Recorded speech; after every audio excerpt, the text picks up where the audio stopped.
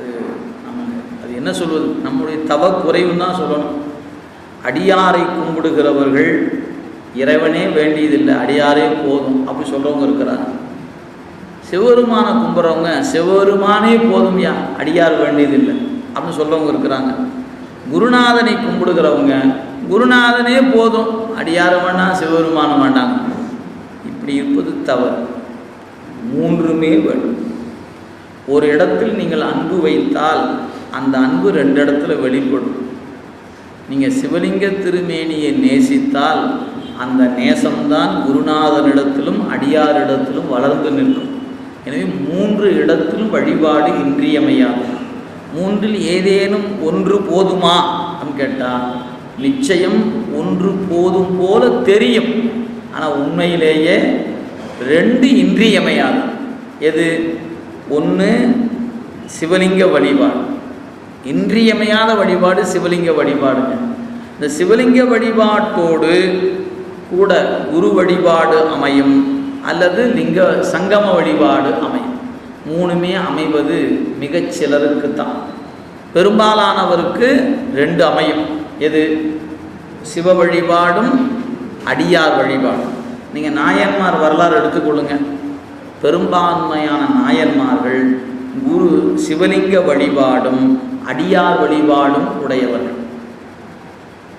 குரு வழிபாடு சிலருக்கு தான் வாய்க்கப்பட்டது, எல்லாருக்கும் இல்லை.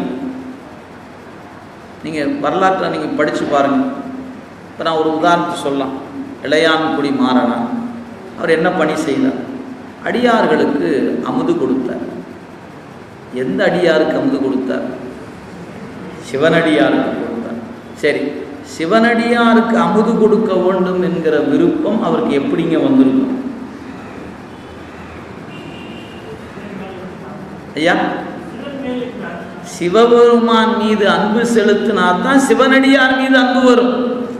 நீங்க சிவபெருமான் மீது அன்பு செலுத்தாத பொழுது சிவனடியார் மீது அன்பு வருமா? வராது. அப்ப சிவத்தின் மீது அன்பு செலுத்தி அவருடைய அன்பு பக்குவப்பட்டது. அதனால் அவருக்கு ஒரு நினைப்பு என்ன வந்துச்சு?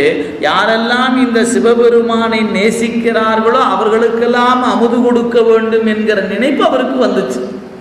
எனவே சிவத்தை நேசிக்காமல் சிவனடியாரை நேசிக்க முடியாது. சிவனடியாரை நேசிக்கிறீர்கள் என்று சொன்னால் சிவத்தை நேசித்தால்தான் சிவனடியாரை நேசிக்க முடியும். சரி, சிவபெருமானை நேசித்தால் நேசம் அங்கே நின்று விடுமான்னு கேட்டால் இல்லை. சிவனை நேசித்தால் அந்த நேசம் வளர்ந்து சிவனடியாரிடத்தில் போய் நிற்கும். ஒரு சான்று உங்களுக்கு வேண்டும்னா, திருவெண்ணெய்நல்லூரில் சுந்தரமூர்த்தி சாமிகள் இறைவன்கிட்ட சொன்னார், உனக்கு ஆள், உன்னை தவிர இன்னொருவருக்கு ஆள் அல்லன்னார். முதல்ல அவருக்கே ஆள் இல்லைன்னார் இல்லையா? வழக்கு மன்றத்தில் போகிற வரைக்கும் என்ன சொன்னார்?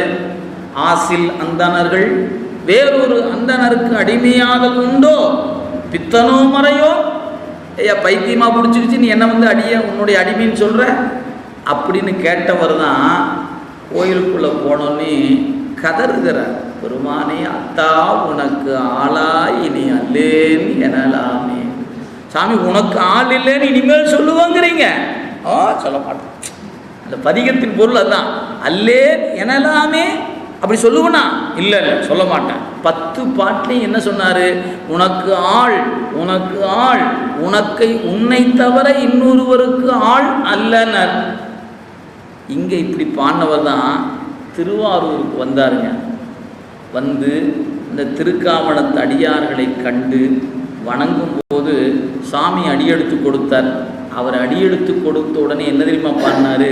தில்லைவாழ் அந்தனர்தம் அடியார்க்கும் அடியேன் இறைவன் அடியெடுத்து கொடுக்க, திருநீலகண்டத்து புயவனார்க்கு அடியேன், இல்லையே என்னாத இயற்பகைக்கு அடியேன், இளையான்றன் குடிமாறன் அடியார்க்கும் அடியேன்.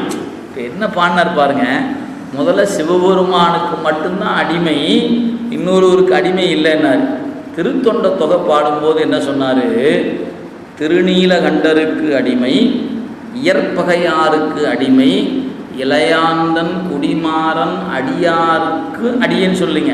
அடியாரை வணங்குற அடியாருக்கு அடியேன். முதல் 2 பேர்த்துக்கு என்ன சொன்னார்? நேரடியாக அவருக்கு அடியேன்னார். திருநீலகண்டத்து குயவனார்க்கு அடியேன், நான் திருநீலகண்டரின் அடிமைனார். இயற்பகையாரை சொல்லும்போது என்ன தெரியுமா சொன்னார்? இயற்பகையார்க்கு அடியேன்னார். இளையான்குடி மாறனாரை சொல்லும்போது என்ன தெரியுமா சொன்னார்? இளையான்குடி மாறனாரை வணங்குகிற அடியார் யாரோ அவருக்கு அடியேன். சிவபெருமானுக்கு அடியேன், மற்றவருக்கு அடியேன் அல்லன்னு சொன்னவர் தான் திருவாரூருக்கு வந்து சொன்னார், சிவபெருமானுக்கு அடிமை, சிவபெருமானின் அடியார்க்கு அடிமை, சிவபெருமானின் அடியார் வணங்குகிற அந்த அடியார்க்கு அடியேன். இப்போ அந்த 3 இடத்துல நிற்குது பாருங்க. அடியேன் ஒன்று, அடியவர்க்கு அடியேன் ஒன்று, அந்த அடியாரை வணங்குகிற அடியவர்க்கு அடியவர். இப்போ 3ஆ நிற்குதா இல்லையா? இதுதான் உண்மை. ஏன்? சிவத்தை நேசித்தவர் சுந்தரர், அதனால் அவர் அடிமைத்திறம் அவரிடத்தில் மட்டும் நிற்கவில்லை, அவன் அடியார் வரை நின்றது. எனவே இதுதான் உண்மை, இதுதான் அடிப்படைங்க. நமக்கு அன்பின் வளர்ச்சி என்பதும் அதுதான். அதனால் அடியேன், அடியார்க்கும் அடியேன் என்பது. எனவே குரு வழிபாடு சிலருக்கு வாய்க்கப்பெற்றது, பெரும்பான்மையானவர்களுக்கு குரு வழிபாடு தவிர லிங்க வழிபாடும் அடியார். அடியார் வழிபாடுனாவே சிவலிங்கம் சொல்லாமல் அங்கே இருக்குன்னு அர்த்தம். நீங்கள் அதை மறந்துடக்கூடாது. ஏன்? சிவத்தை நேசிக்காமல் அடியார் வழிபாடு இல்லை, எனவே அங்கே 2 வந்துடும். அதே மாதிரி தான் குருநாதன் யார்? சிவமே குருவாக வருகிறது, எனவே அங்கேயும் 2 உண்டு. குரு தான் சிவமாக வரும். அருவரத்தொருவன் அவனையில் வந்து குருபரனாகி அருளிய பெருமை தம்முதல் குருவுமாய் தவத்தினில் உணர்த்த என்பது சாத்திரம். எனவே சிவமே குருவாக வரும். சிவமே ஆக குருவே சிவமென கூறின நந்தி என்பது திருமந்திரம். அங்கே 2 வழிபாடு உண்டு. 3மே வாய்க்கப்பெறுவது மிக அரிது. அப்படி ஒரு வாய்ப்பு யாருக்கு கிடைச்சது தெரியுங்களா? குங்குலிய கலையருக்கு கிடைச்சது. அவருக்கு அடியார் வழிபாடும் கிடைத்தது, சிவ வழிபாடு